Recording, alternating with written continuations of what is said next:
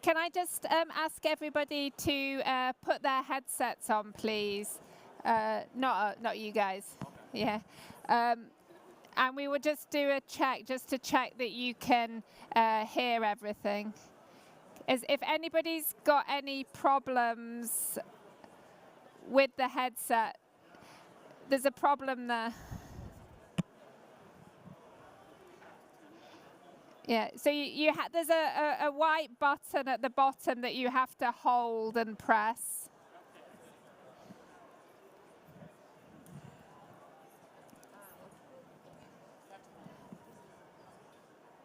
So, yeah, you have to hold it down for a little while. So, is everybody's headsets working? A winner all round? Excellent, excellent. Great. So if the technology is finally working, then we are going to begin our event. So absolutely delighted to welcome you all here to today's event, which is about developing and submitting the NDC 3.0, Somalia's Path to a Climate Resilient Development. My name is Dr. Rebecca Naden. I'm the Director of Global Resistance and Resilience at ODI Global. And I'm really delighted to be chairing today's event with you all here. I'm even more delighted, actually, because I also was at the Somalia NDC event at COP28 last year as well with my good friend here.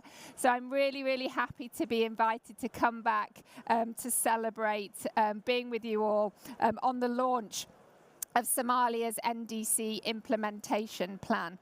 So we're really lucky today. We're joined by some senior government officials from Somalia, as well as leading figures from the NDC partnership, the FAO and UNDP. Somalia has come actually a long way in developing policy and governance to address climate change. And ODI Global actually has been really honoured and lucky to be able to work with Somalia on climate change since 2022, when the Ministry of Environment and Climate Change was first established. And since then, we've really seen the agenda of building climate resilience, policy and governance mechanisms in Somalia go from strength to strength. And as I mentioned, we saw at COP28 last year the launch of the implementation plan for Somalia's last NDC.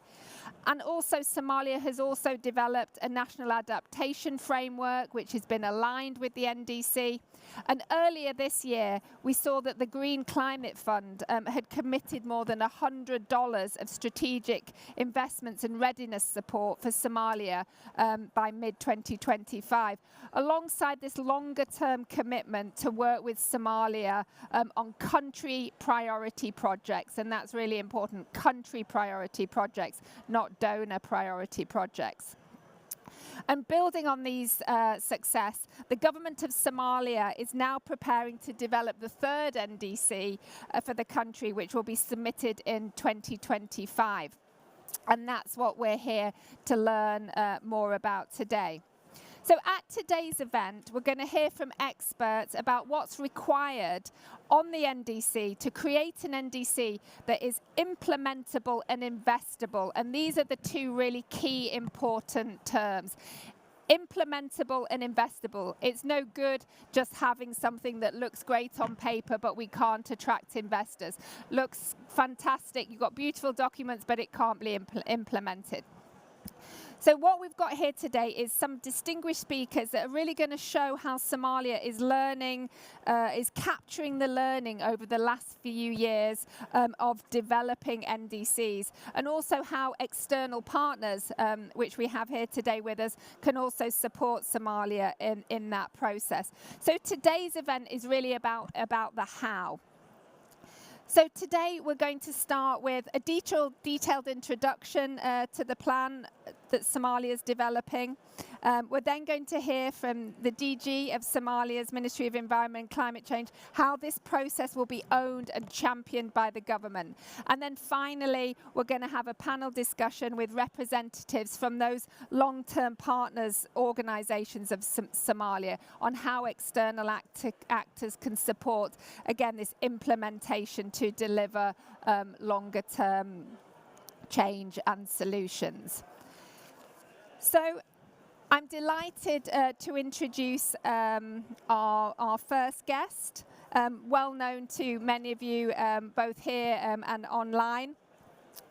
Dr. Abdullah Khalif, who's Somalia's in-country NDC facilitator and chief negotiator.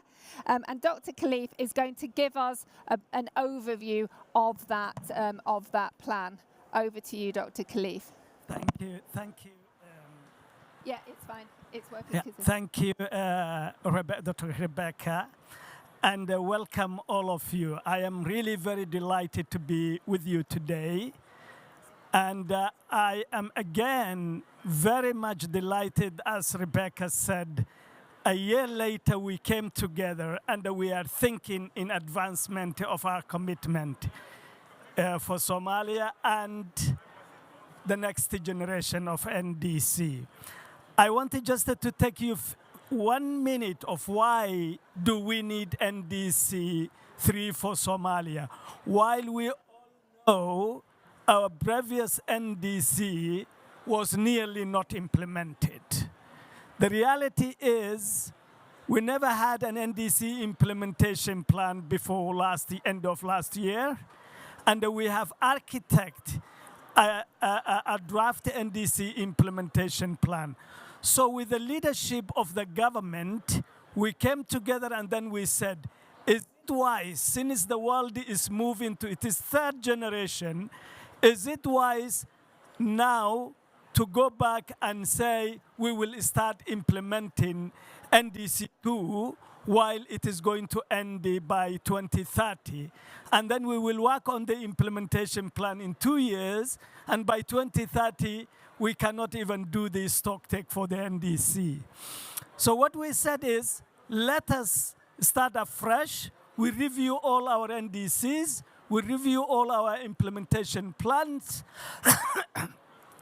and we will start NDC 3.0, which started 2025 to 2035. So Somalia will have a 10-year plan, which have it is implementation, the NDC, it is implementation plan, and it is investment plan, which all are in line of Paris Agreement. So, So as you can see, this is a famous diagram, and that is the launched NDC Navigator in June last year, which all the development of the NDCs should be based on the NDC Navigator, which is a document developed by many partners led by NDC partnership. So our NDC 3.0 development will be based on the requirement methodologies and the procedures required by the NDC Navigator. And this is famous Somali town, which shows like we are already on the road of developing the renewable energy, so that both our mitigation and adaptation plans can actually be covered by our implementation plan. So what procedure are we going to do? NDC 3.0 Navigator requires all NDCs should have the 5 components plus 2, which is we must be clearly define our mitigation strategy. We must clearly define the country's adaptation plan. We must clearly define just an equitable transition strategy in our NDC, and we must clearly define the technology and the capacity needs for the implementation of NDC, as well as clearly defined financing strategy in our NDC. So our NDC will have those 5 components. And then how do we implement? We will have the entire means of implementation, which is the entire whole of government and whole of society approach. Where is the requirement of the NDC 3.0? So what shall we do? We will have different steps in developing and reaching the final goal of having the NDC and the NDC implementation plan, as well as the NDC investment plan. We will start institutional arrangement. This will not work as a silos. It will work as a whole of government, whole of our society approach, as we said. We will do some baseline assessment of the greenhouse gas emissions and do a small stock take of where we are in our previous NDCs. Then we will do the projection of the emissions, greenhouse gas emission projection. Then we will develop the sectoral goals. As I said, what is our adaptation goal? What is our mitigation goal? What is our capacity building goal?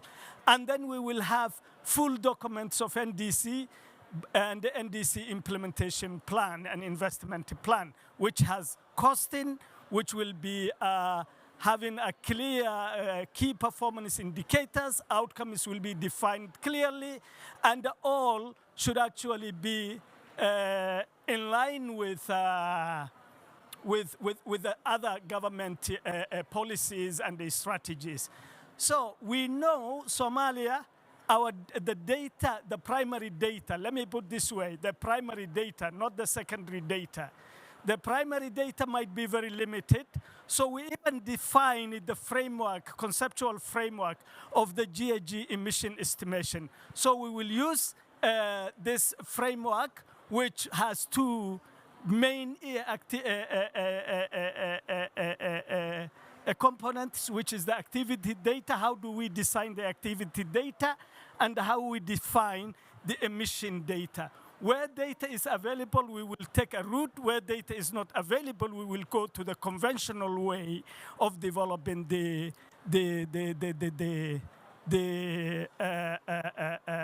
our plan until we come with national inventory report. One thing we also know is Somalia does not yet have a complete inventory, GHG inventory system, which will also, this baseline will help to develop the national inventory, GHG inventory, when we come up with this, because there will be data available and baseline is there, so it will be easy for the country to move and develop its inventory system. And then these are all the sectors we will look. How do we calculate about the data, the time series, uncertainty, quality control and quality assurance, and the key source of analysis. So it is very, very scientifically informed procedure that we do. And why we are doing this is because of we do not have a backup data from our system. So we have to do every step that will make our process credible. Then why are we doing this? When we do all these things, sorry, this has messed up a little bit. All what we come up with, the sectors, agriculture, economic growth, water, infrastructure, all these then will inform into our national transformation plan, which is actually ongoing. It is development now. So when the NDC 3.0 is developed, it will again inform to the national transformation plan, and that is what Rebecca said of investable and implementable NDC should happen there. So what is implementable NDC? We should have a strong governance and coordination mechanism. We should have comprehensive implementation plan, and we should have robust monitoring and verification system. And our NDC, we will not fall short without doing all these things. I don't need to read all these, but you can see what do we mean by a strong governance system. For example, the government should create the enabling environment for the implementation of the NDC, and like establishing coordination structure. NDC is not a silo, it's not a ministry document, it is a national document. And I am glad to here the Director General of the Ministry of Environment and Climate Change, who is really a person committed to the whole of government approach. So that is our implementable NDC. I'm sorry for the messed up a little bit. And then it should be, our implementable NDC should also be investable NDC. Because if we have an implementable, but we do not have investable, then our NDC is not implementable. So we have to think all these things, and the document we are going to produce will not fall short of all these mechanisms we're talking about. And here it is very clear. The implementable NDC should actually be investable NDC. And the investable NDC should be implementable NDC. And that is our target.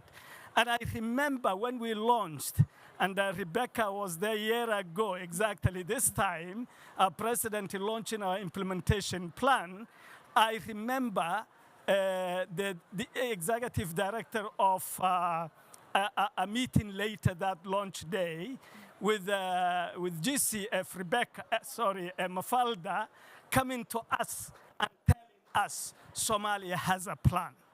And I am proud to be part of that, and I am happy that Somalia showed how can NDC implementation plan can actually be attractive to the available funding sources. So that is our NDC investable and implementable plan. So how do we do and how to enhance the implementation as a whole of government approach and the whole of society approach? There must be coordination across all the governments. There should be an engagement and a collaboration with the Ministry of Finance. Without the Ministry of Finance, I don't think any NDC can move along. And that is why it should be a whole of government approach. And there should be an engagement of the relevant other ministries and the institutions at sectoral level, at institutional level. Then there should be a facilitation of consensus building and buy-in by all the government branches, by the private sector, by the civil society, and by all other stakeholders. And on top of that, since Somalia moved it to a federal system, the implementation occurs at federal member state level. So the engagement of the federal member state level,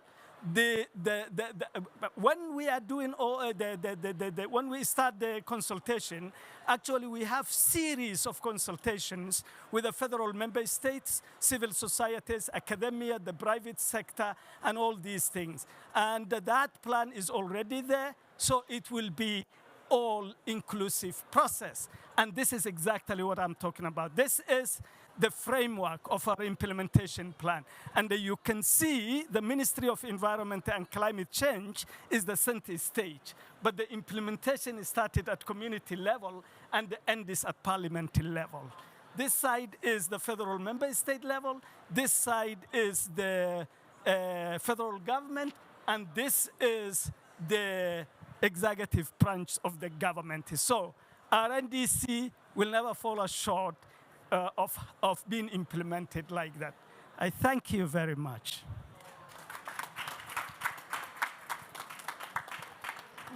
Thank you very much, Dr. Khalif.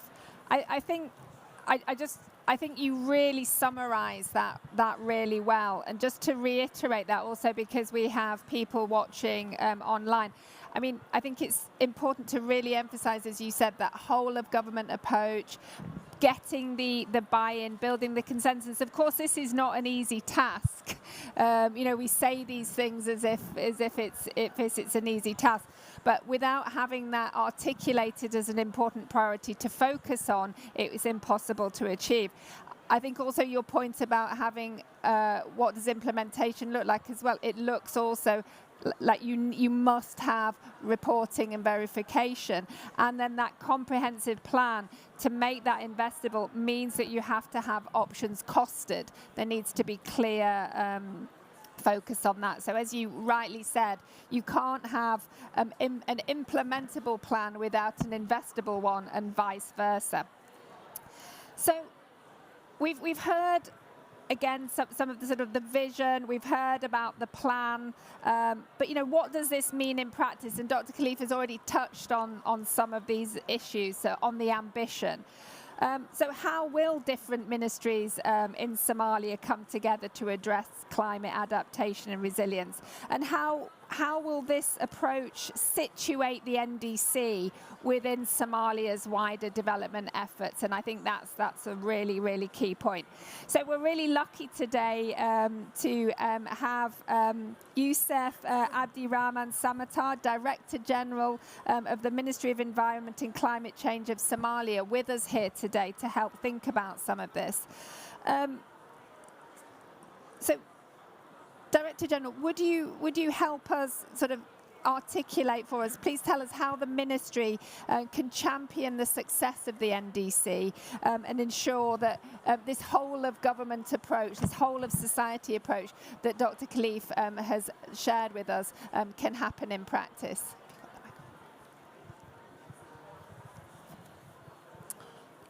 Distinguished colleagues, esteemed partners, good morning to you all, and thank you for being here. Allow me first of all to thank the organizers of this very important event. We have already had very inspiring thoughts and ideas from Dr. Khalif as he outlined Somalia's third generation NDC.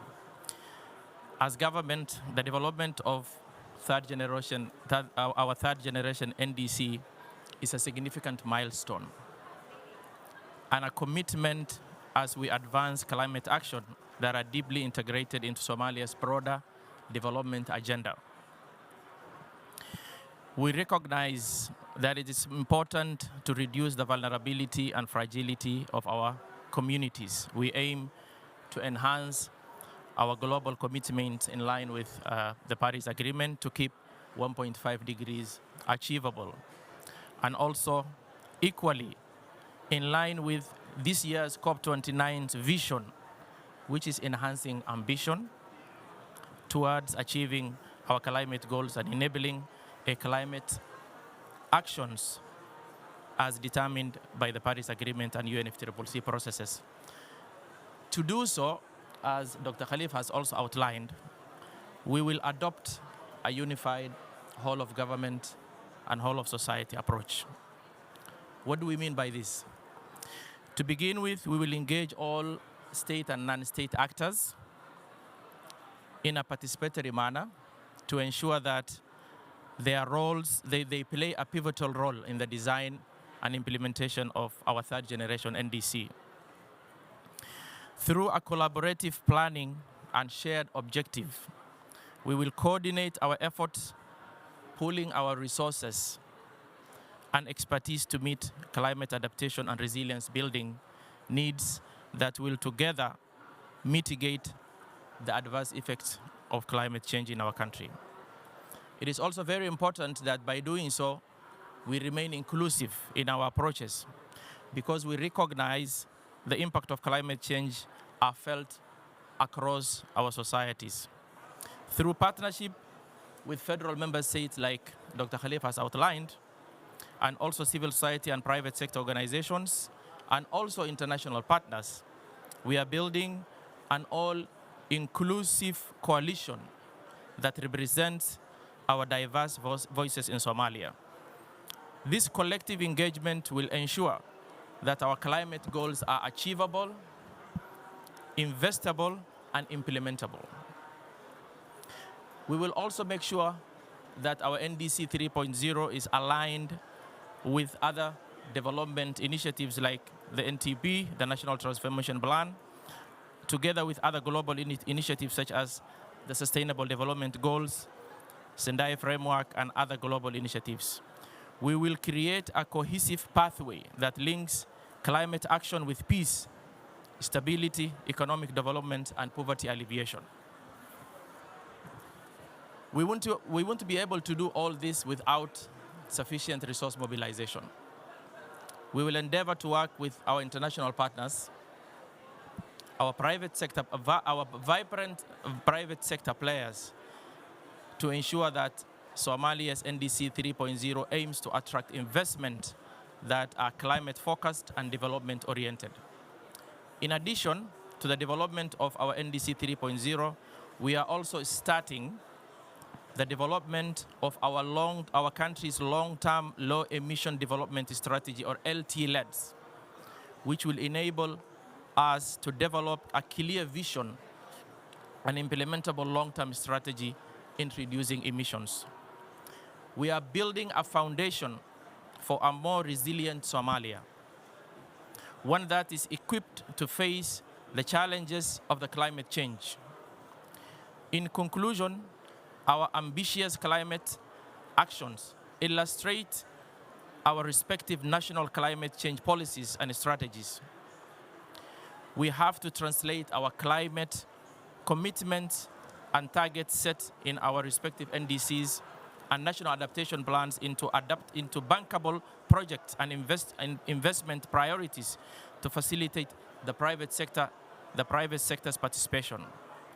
We hope that the ongoing discussions in the NCQG will create a more robust, fit-for-purpose finances to invest in our NDC and national adaptation plans. We will also strive to harness the power of our vibrant private sector. And I am happy today to recognize the presence of one of our largest companies in Somalia, the Hormuz telecommunication company, and also one of the vibrant commercial banks, Somalia Salam Bank, who have accompanied us to attend this COP. Through the aforementioned whole of government approach, Somalia is on track to complete our NDC and submit to UNFCCC by June 2025. And I thank you all. Thank you very much, DG Samata. I think that's really helpful in helping us sort of understand what we're meaning when we're talking about a whole of society approach. So we're talking, yes, about that inclusivity, about bringing in the private sector, bringing in civil society, enabling an understanding of what the policies mean, and also to create these bankable projects. But also actually a whole society approach as well also means integrating into these various domestic policy agendas such as the National Transformation Plan, and then feeding in as well to some of the international pieces too. And also I think important as well to reference other international frameworks such as Sendai, and also, as you mentioned, your low emission strategy. So we're really looking at an integrated and coordinated approach. And as you mentioned, DG Samata, also the international partners have a really important role to play. And that's why for the final part of our event today, I'm really delighted to invite those external partners who've had a long-term commitment and engagement with Somalia to talk about how they are supporting the government to create this third generation NDC. And each one of them has going to share with us today some of that learning. So if I could invite our external partners to the stage, I will move along a bit. We shuffle chairs.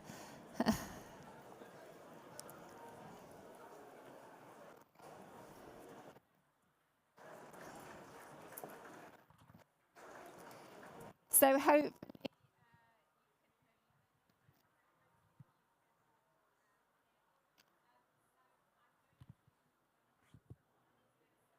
that's down here, but you guys, okay, can you hear me? Yeah, you probably don't need, it's probably, you can probably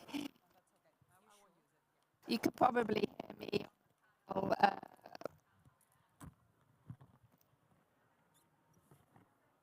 I think if it's all right, we're going to perhaps start. So Mariana, country to NDC partnership. So Somalia has been a member of the NDC partnership since April 2017. How has the NDC partnership been working with Somalia since 2017, and how is it going to be supporting this third generation of the NDC? Thank you. No, that's it. It's fine. Yeah, okay. Well, first of all, thank you very much of the Government of Somalia to join this conversation today. Yes, the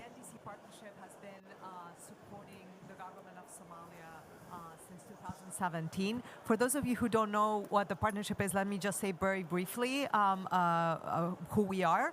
The NDC partnership is a global coalition, basically that includes right now over 230 members, more than 130 countries, developed and developing, as well as international institutions that are working together to help countries deliver on their climate commitments and collectively achieve the Paris Agreement while addressing their development goals. And the way the NDC partnership operates is that we have member countries. Right now we have 114 member countries. Developing countries articulate their priorities and their needs, both time-bound priorities as well as long-term multi-year priorities. They share them with the partnership.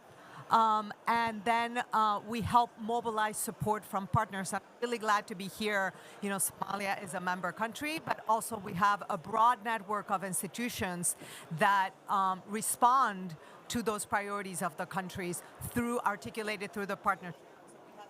We have FAO, you know, that are you know, basically have been engaging in those efforts, not just in Somalia, in other countries as well.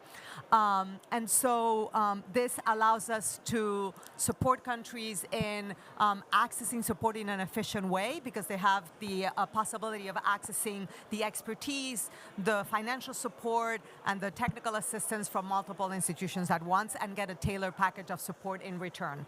So effectively, we have been working with the Government of Somalia for several years now, and it's been an interesting journey of supporting Somalia. So the first support that the partnership provided to the Government of Somalia was actually to develop its NDC 2.0, the previous you know, NDC, and that included, so that was back in 2020, 2021, and it included a NDC finance strategy, and then it was followed actually by the development of NDC implementation plan at the time with the support of UNDP and FAO as members of the partnership. There has also been technical assistance provided in the form of an NDC in-country facilitator, Mr. Khalifu just presented, supported by UK FCDO, development of bankable projects aligned with NDC 2.0, and the implementation plan on energy, water, and fisheries. Right now, recently, Somalia has joined the Task Force on Access to Climate Finance in order to mobilize further resources with the support of the UK and the US as anchor donors. The partnership is going to be supporting a climate finance advisor, which is going to help further strengthen support for resource mobilization. And then now I'm very proud to say that through support mobilized through the partnership, Somalia is accessing support from UNDP, as well as it's expected to have support from the World Bank to develop its NDC 3.0. And that will include, you know, the roadmap to develop the NDC 3.0 and the implementation plan, a stock take, and I imagine there will be further, this will be further elaborated, the stock take on the implementation of the current NDC, as well as the actual development of the NDC 3.0 to really look at cross sectors about the opportunities that Somalia can leverage to really advance on this climate and development journey. Let me just close by saying we really are proud collectively as a global coalition to meet each of our member countries where they are and really respond to their needs with tailored support. We are at this point at an important point in the journey of Somalia, and we're really glad to be able to move forward. And I want to use this opportunity to thank all of the partners that have supported Somalia as part of the partnership, and to really call on partners to really join forces to do much more so that we can really help the Government of Somalia and its people address its needs. Somalia ultimately contributes very limited emissions to the global challenge that we face for climate change, but it's incredibly impacted, and we really need to support that journey in a way that supports a green transition and climate resilience for the people of Somalia. So thank you. Thank you very much, Mariana. To Catherine. So thank you. Now, as you mentioned, that I think a lot of the support has been in terms of kind of technical, providing the provision of roles such as the NDC, facilitators such as Dr. Cleve, which I think is really important. But I think also you stressed at the end another really important point, which was like coming to meet the needs of the country. So moving away from where donors are sort of driving things from their perspective, but in this instance, actually seeing what was needed by the country. So I'm now going to turn to UNDP, to Catherine Valla, who's the NDC Global Lead. UNDP has been supporting, actually, as many of you will be aware, a number of country-driven actions across several countries, not just NDCs, but also NAPs. But in Somalia, UNDP's been pretty active over the years, and is now going to be supporting Somalia in its third generation NDC. So, Catherine, could you just share with us how UNDP is going to be helping Somalia, and again, what can we learn from UNDP's experience, perhaps from other countries, but of course in Somalia for scaling up resilience? Over to you. Thank you so much. And thanks for having us here.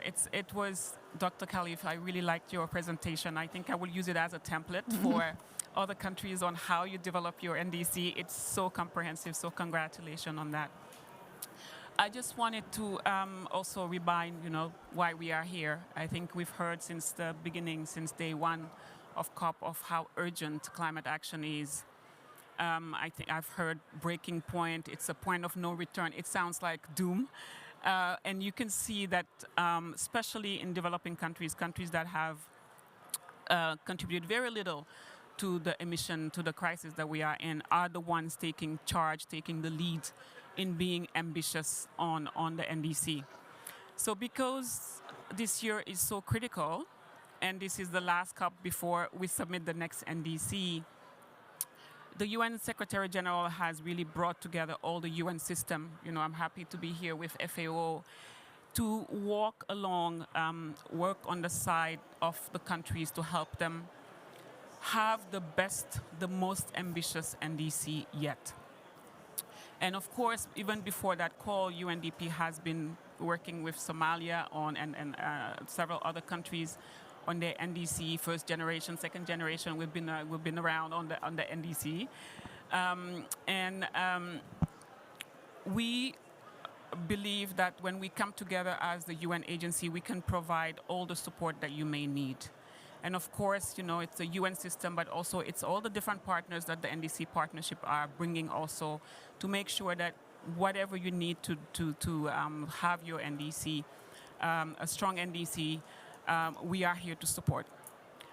But one thing I will emphasize, and to come back to your question, the reason why UNDP is in climate, I was giving this is an anecdote.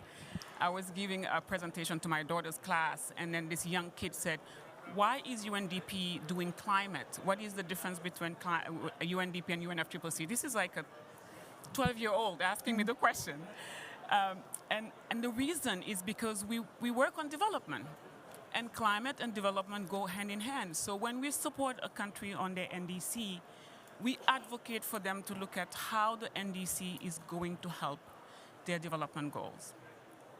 So we have been working with Somalia on the NAP. We've been working with you on the water assessment on African mini-grid. So the NDC becomes a vehicle to meet the need of your people, of your economic needs in general, not just for the government, but also for the most vulnerable. So UNDP will be alongside you. I mean, right now we're talking about NDC 3.0, but after NDC 3.0, when we submit it, then implementation comes. And this is when we will bring the full force of UNDP to help you implement, not only on the policies that you have to put in place, which we have supported. I know we supported the institutional review, we supported the implementation plan, but also on the actual project that will make your economy and your people more resilient. So we stand ready to continue to support you on the implementation, whether it's on finance. We finally brought together our colleagues who work on sustainable finance, making sure that the NDC are in the budget, making sure that the finance ministry are also part of the process, making sure that when you have your national financing strategy, it's a financing strategy not only, and I have nothing against investment plan for the NDC, but I always advocate that a true investment plan should be comprehensive of your development priorities. And when you have the two in one framework, then you have a better chance of having it financed by the national budget, by MDBs, by multilateral, but also by private sector.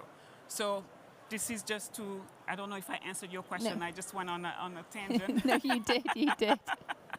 But really emphasizing that the NDC 3.0 is step one, but then we will have to be there with you to make sure that it's implemented. Thank you so much. Yeah. Thank you very much, Catherine. I think you absolutely did answer my answer my question, and I think it was good because I think one of the points you make is that the NDC is a tool.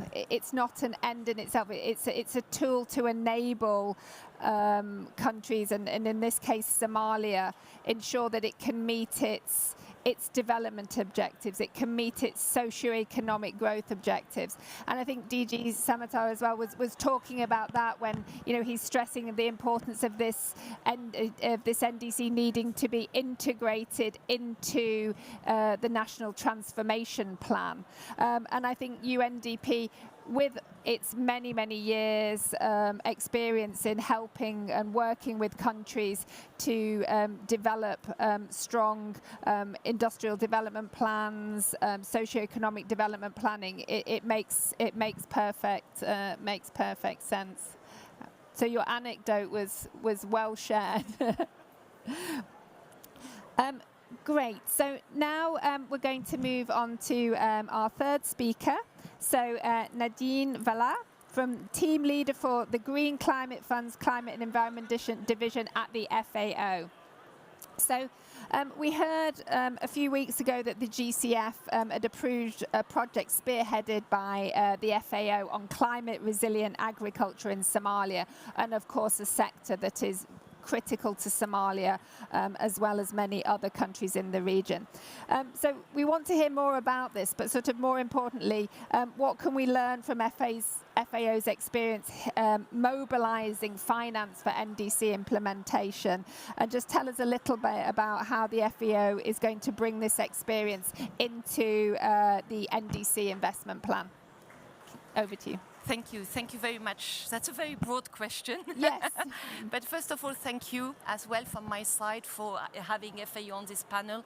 Very interesting, and I also liked very much your presentation, Dr. Khalif. So I'm sure that everyone is aware, but Somalia is one of the world's most fragile countries, facing security issues, resource conflicts, and economic struggles. And all this is worsened by climate change. Climate change has intensified extreme events, with projections showing rising temperatures, increased coastal rainfall, and heavier, more frequent droughts and floods, particularly during the goose season. So vulnerable communities, which are already very vulnerable, are getting more and more vulnerable.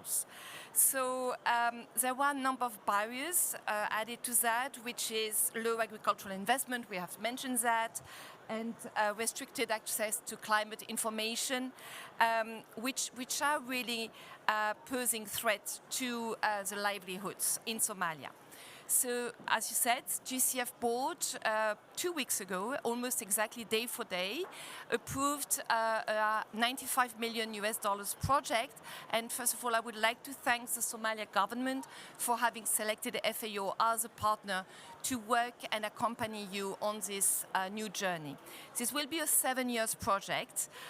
We all have very high ambitions, even maybe to reach the results before the 7 years, but for the time being, it's 7 years. So we are right into the new NDC framework, the time framework we have just mentioned.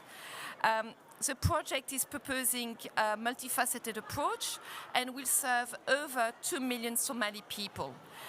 It will enable communities to participate in landscape restoration and receive support from improved government extension services, governance and climate information.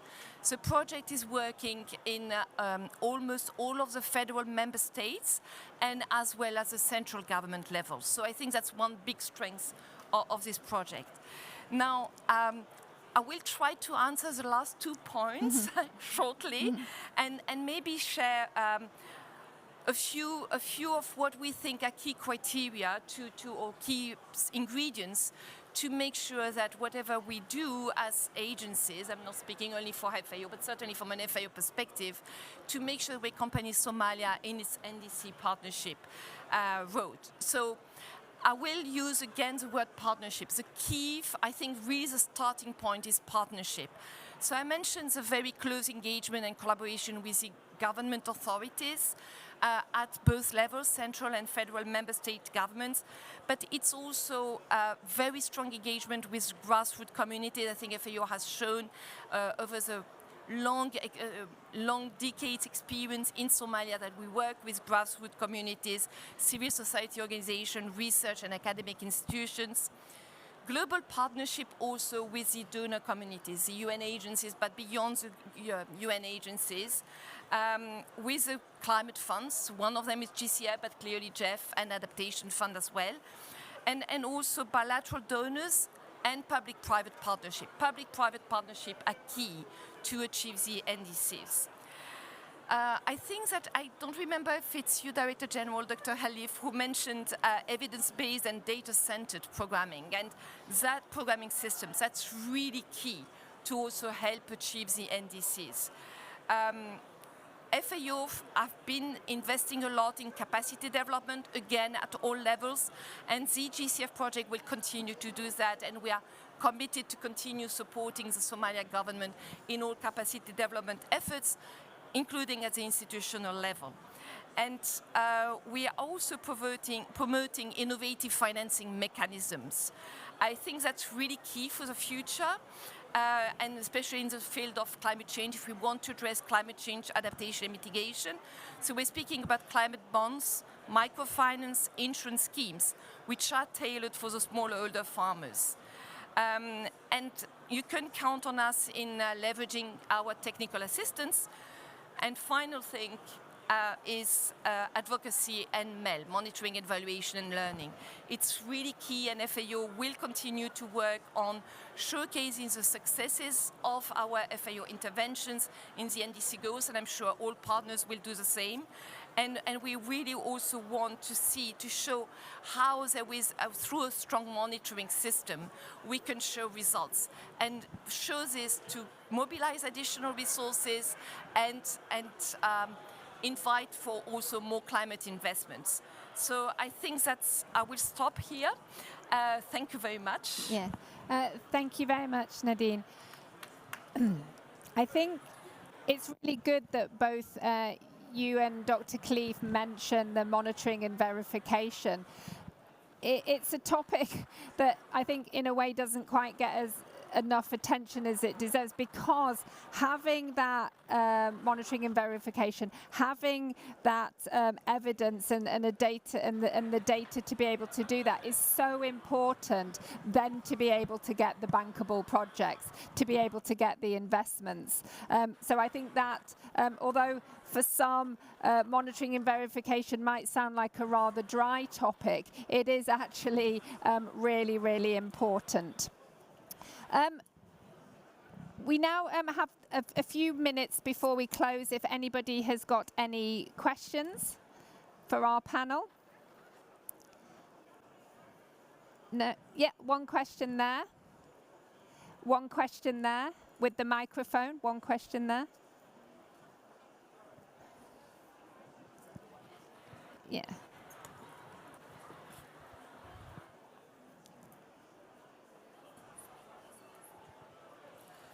Assalamu alaikum, everyone. My name is Hashim. Thank you all for a great presentation. I think we learned a lot about the NDC implementation.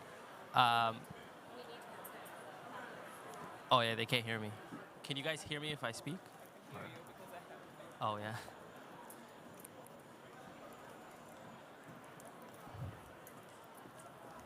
Thanks.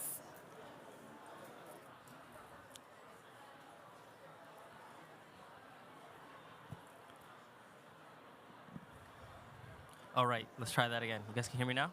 Great. So, assalamu alaikum, everyone. My name is Hashim. I'm part of an organization called Somalia for Sustainability. We're a global diaspora group working on improving sustainability, bridging, and gaps within the Somali region. One of the things that I think the NDC is great, and one of the things in the implementation plan I wanted to ask the judges as well as the panel as well as Dr. Khalif was, there's clearly, a lot of technical expertise required, both to develop further the NDC, but also to the implementation part of it, as well as the facilitation of all the work necessary to it. And I think part of the conversation that's been having is providing that external support, whether it's through FAO, whether it's UNDP, whether it's GCF, GF, and all the like. But what efforts can be done more to also develop the local expertise and technicalities to help deliver those, the NDC, the goals, the NAP, the National Transformation Plans and stuff like that? Because I think, when we talk about the road to 2035 and, getting to that point where the self-resiliency, where you're no longer donor reliant, where you're no longer looking at grant applications, but you're looking at a self-sustaining economy as well as a workforce. So, I'd love to hear your thoughts on that, building capacity internally. Thank you. Who would like to take that question? Catherine? Manisha? Can you get a chair for Dr. Khalif? Yeah, go. And I'll answer Malikum Salam. Yeah. That's a really good question, and thanks for asking it. And for us at UNDP, that's why we are in a country, and we work with countries in different ways, depending on the situation of the country. We really are there to build the capacity of the country because we are there for development, and we are there for sustainable development. So on the NDC, there may be two things that I can say. The development of the NDC itself can be quite technical. And I have seen from the first generation NDC, second generation, third generation, when you used to have external expertise coming and helping countries do their NDCs. And now more and more, you have national consultants, national expertise doing their NDC. And this is because when we work with countries, when the capacity is not there, you will bring capacity, you will bring the expertise, but you will also encourage them to have somebody work alongside an external consultant, for instance, an international consultant. And year after year, you start seeing, and I personally, I have seen it. I've been working with countries for many years. I have seen the capacity being developed to the point where the countries don't need those external expertise. So, but that's just for the development. For the implementation, it's the same story. We do all the different capacity building, the training. I think all of us, all the partners do that. But the way, the best way actually to build the capacity is doing by learning. So it's when you have to do something specific, always have a national consultant.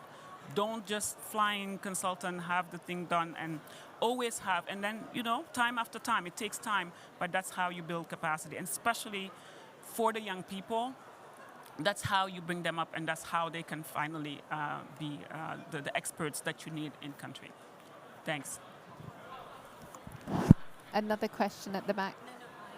Oh, sorry. Oh, yeah. Just one quick also answer related to that question. We are on the roadmap, and we already started building the capacity of the focal points and the local people within the ministries to implement the NDC. One thing worth to mention is NDC Partnership has developed the online partnership plan tool, which is actually monitors the implementation of the implementation plan of the NDC. And we had already have a plan. The NDC partnership had already trained 2 young people, and myself for that 3. Country has already 3. And we are replicating this capacity building to all the institutions with the government, of which NDC will have a contact person or focal point in each ministry and each institution is in the country. Thank you. I just wanted to briefly add that ultimately this building of capacity, I think it needs to involve what we call vertical integration within the government, right? So I think Dr. Khalif was speaking about engagement across ministries, but I think that the emphasis on supporting actually the development, for example, the engagement in the NDC development process, but then subsequent development of action plans at the state and local level, that also allows to get closer to the ground and be able to drive activities that way. And in the partnership, we have seen, we engage with national governments, and so it is them who bring the voice of what the country needs, but an increasing interest in this question of how to ground in the territory the implementation of the NDC and how to use that territorial experience to inform the development of the next one. I'll be very brief. Just would like to add two points. So one, of course, like was said, I think all UN agencies and all partners do promote capacity development. It's key. Without capacity development, no success of any program. From our side, we do provide support to strengthen fiduciary and program management systems at the government level, and we also build capacity for mobilizing international finance through enabling the government to access climate finance directly. And another final point I want to add, FAO is also promoting use of South-South and triangular cooperation as a way to really develop further learning and capacity development by seeing what other countries which may have faced similar challenges have been overcoming them. So that's another aspect I wanted to highlight. Thank you. I think we had another question at the back. No. I was going to ask a very similar question actually to what was already asked, but I wanted to actually go back to, because we spoke about generation 1, 2, or 3, right? I wanted to know what were the lessons learned in the processes, and what are we taking on from those particular lessons? Who would like to pick up that question? Yeah. Yeah. Thank you so much, and really appreciate the wonderful presentation. My question is, this COP is known as COP for Finance. We are very much aware on the changes also within the global financial architect, particularly the US elections. And thirdly, NDCs are very ambitious, requesting for billions of money to tackle climate change. Unfortunately, there is also the hypocrisy of developed countries not to fund climate change and plans, but tend to finance humanitarian and emergencies very quickly. And one of those cases is Somalia, whereby a single drought, 1 billion is invested for humanitarian assistance. But unfortunately, when we have plans on resilience projects, even a tenth of it, 1 out of 10 is not totally funded at all. You can imagine that in our previous NDC, we had ambition of, I think, was it 16 billion? And we received 300 million, which is 0.03% of the total request within the NDC. And how do we approach this?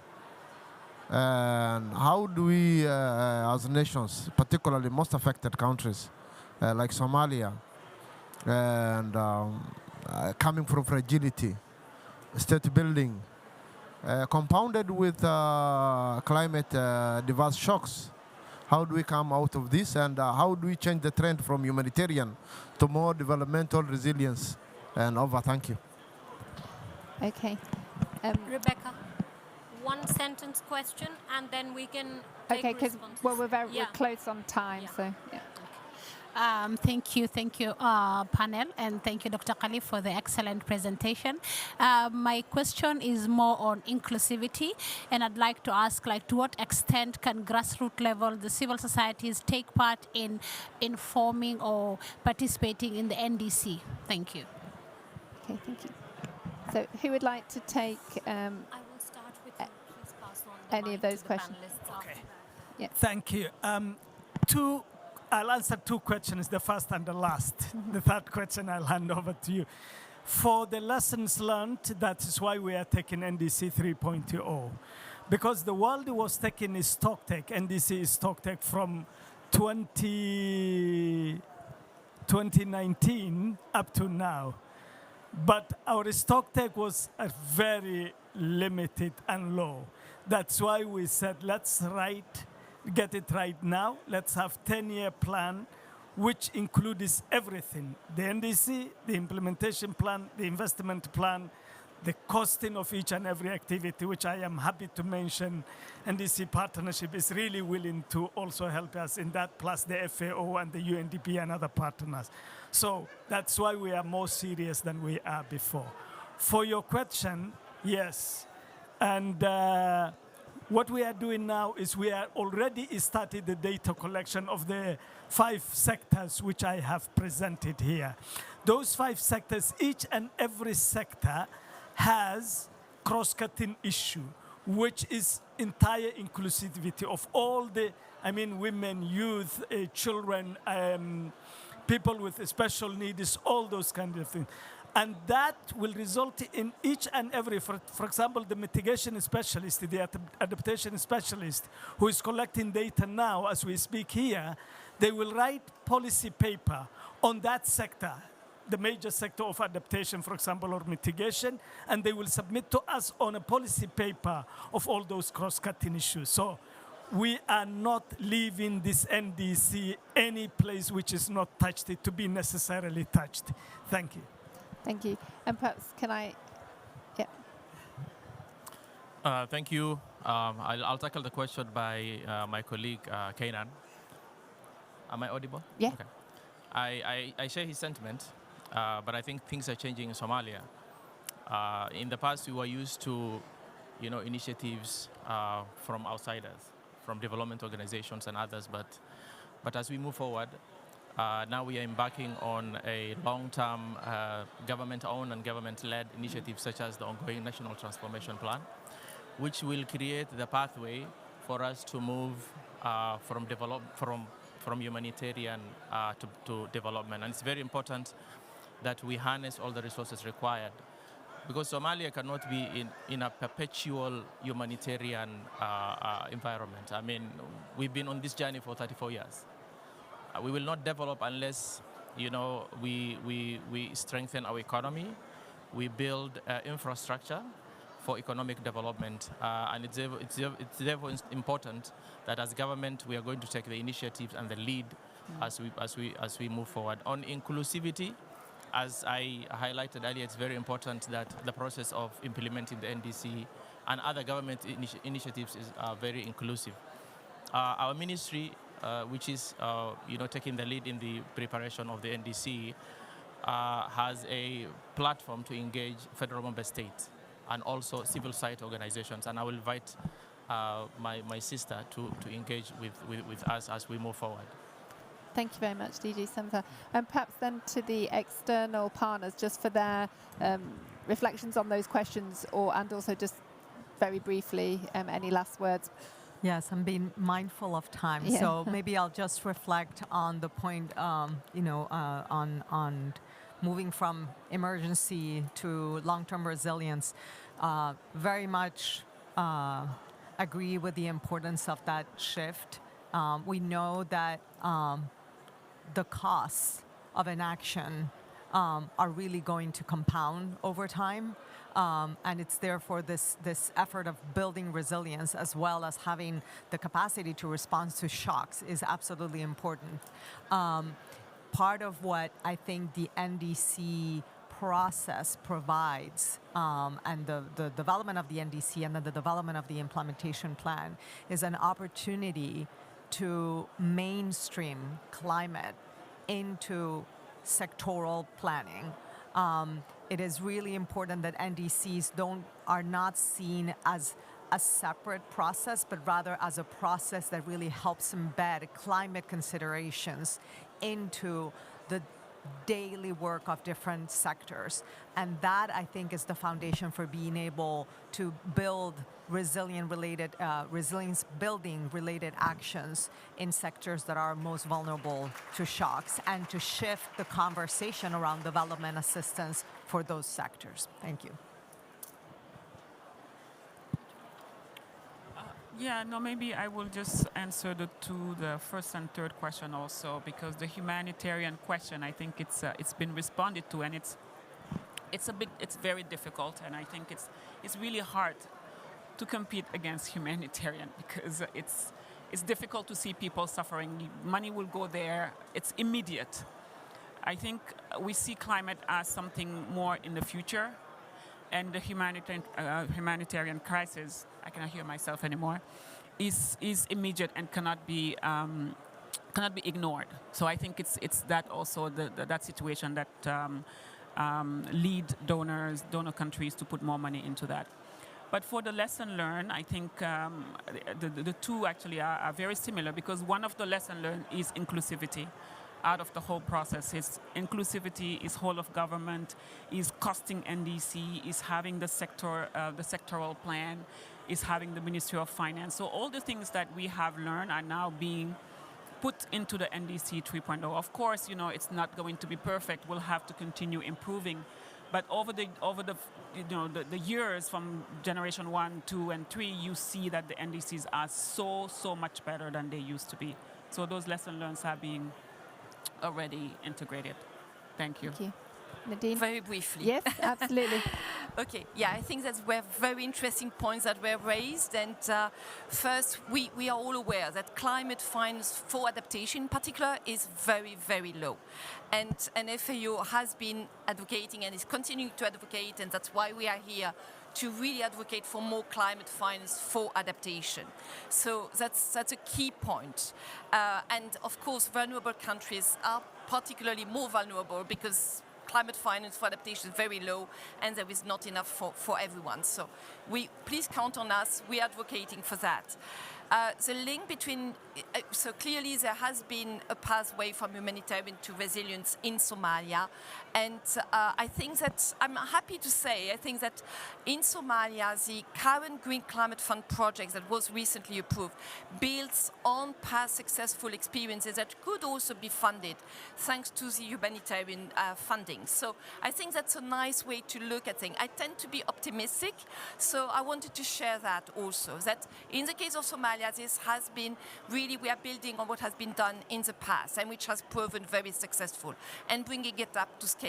And finally, I'm from FAO, I'm not from GCF, but for those of you who have been following the past board, and if you haven't, just have a look at the report. So GCF is really going into more funding for fragile and vulnerable countries. And the Somalia project is the first of this kind and serves as a blueprint and a model.